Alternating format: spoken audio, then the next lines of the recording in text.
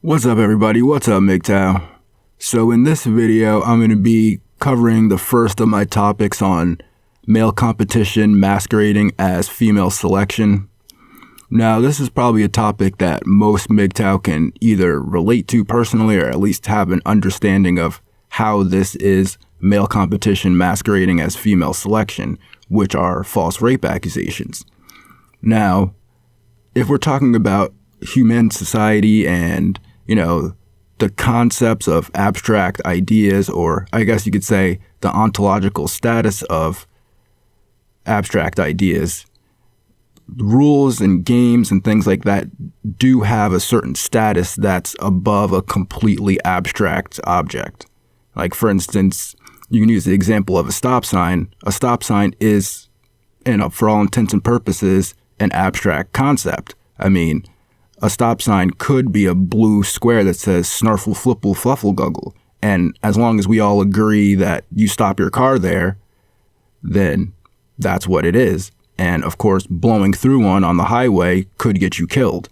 So although a stop sign is abstract, there are some tangible effects in the real world from this abstract concept.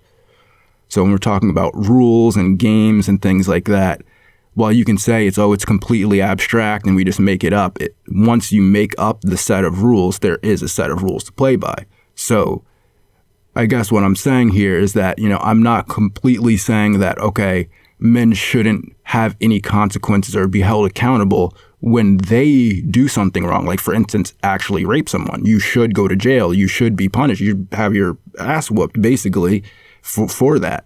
But a false rape accusation is completely the opposite. And what a false rape accusation is a way for men to harm another man, male competition, by hiding behind the concept of female selection. So you can see what I'm saying here, right?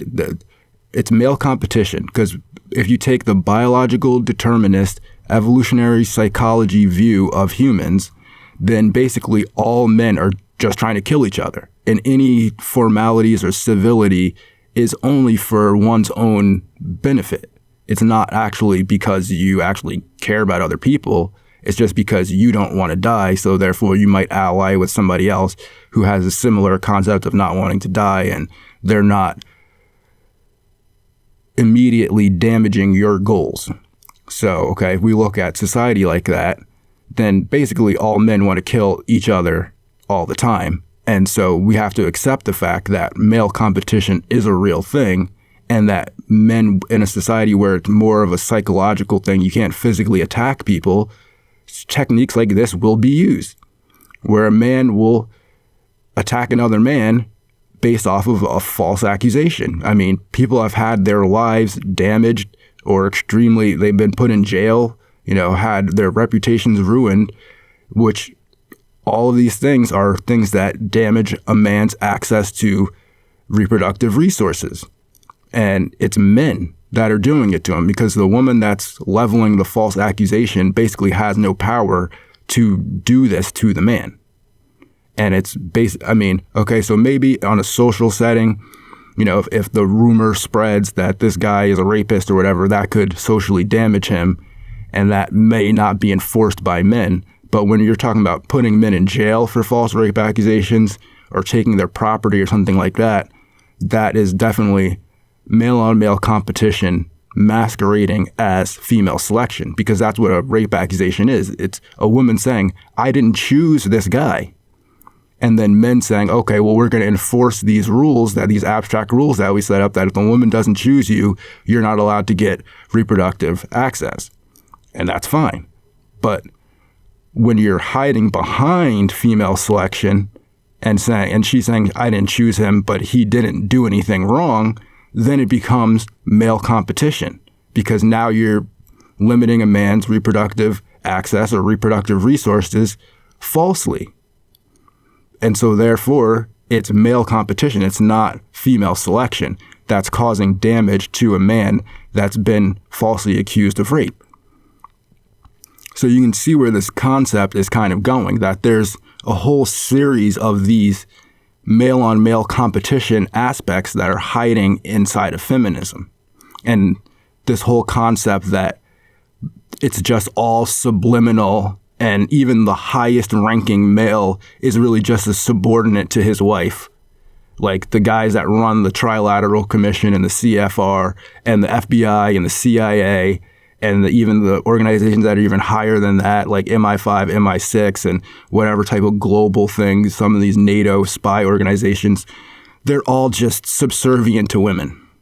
The only reason why they're trying to take out and suppress all other males in society is just because women told him to. Like his wife was like in his ear, like, "Oh, you should kill everybody. You should kill all the other guys. You should take them out. Yeah, that would be real sick." No, it's the natural course of men is competition. So to try and say that it's all based on female selection, it's ludicrous. And so this is just one topic of many that I'm going to cover. But of course, some people are going to argue against it. They're going to say, no, it's just all subliminal. It's all subliminal. People don't have thoughts. People can't rationalize, hey, maybe we shouldn't kill everybody. We can't do that because we're just animals, right? I get it. It's all subliminal. It's all just, there's no thought involved. All of our thoughts are just generated by our emotions. I get that. But there is the prefrontal cortex where we can actually make decisions. Because once you start saying that we can't make decisions and we're just biologically determined by our emotions, then the whole legal system falls apart. You can't charge somebody for murder or rape if it's just a biologically determined action. Of course, we make decisions. In whatever capacity that you say a decision is made, we make them. And so there are men out there that are choosing to cause damage to other men's reproductive resources. And in that way, it's male-on-male competition because these men could choose to actually investigate the crime. They could choose to investigate and find out if this is actually a rape accusation or if it's a false rape accusation. But they choose to just believe women because they want to take you out of the game. So them hiding behind believe women, they don't believe women. Come on, we all know about the male feminists. They don't believe women. They're trying to get with women. And they're trying to take you out of the game by lowering your status by calling you a rapist. And that's the whole Me Too thing. I mean, look at Aziz Ansari with the Me Too thing. He's a high status male, a low status female, and then he probably thought he was doing her a favor, taking her home and doing whatever he did with her. Because he's like, I'm a famous TV star. And then it turns out that the entire media tries to lower his status based off of a false accusation. And that's all it was. It was just a media conglomerate, which, of course, is mostly run by men. Because, right, men run everything. Men do everything, right? So we can't have these two conflicting ideas that men are in control of everything, run everything, do everything. Men are more powerful than women, but women are in charge. Which is it? Is women are in charge or men more powerful and they can do everything? Right?